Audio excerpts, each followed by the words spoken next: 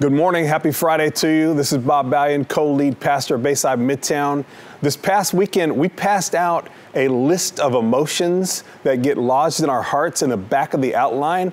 And there's some of the emotions that get the best of us in our hearts sometimes. There are things on the list like resentment, discouragement, anxiety, guilt, and next to those emotions are the truth-based thoughts that we need to have in our minds that come from God.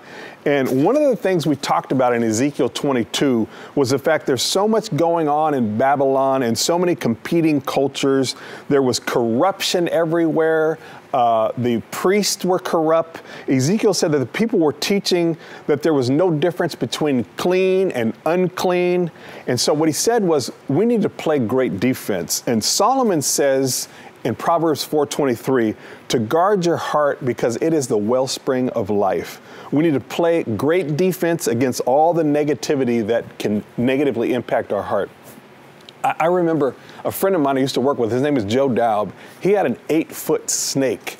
And one time when we went away to work, the snake actually got out of the cage while Joe's mom was taking care of his snake. And when we got back, Joe's mom hadn't slept for 48 hours because the snake got out of the cage and she was not going to sleep with that snake in the house.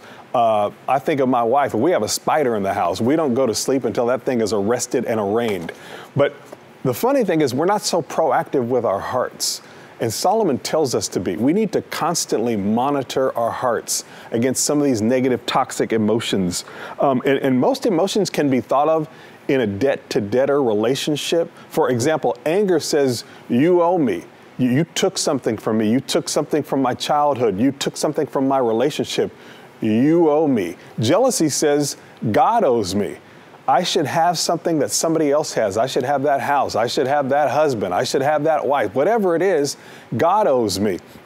And the ultimate healing thought and the ultimate healing act for us is to just close those accounts. It's to say, I forgive the debt. You don't owe me anymore, or God doesn't owe me anymore, or I don't owe myself anymore. And that may take a lot of conversation. That may take a lot of prayer. That may even take some counseling, but that's something we have to do to get the toxicity out of our heart and get those negative emotions unlodged.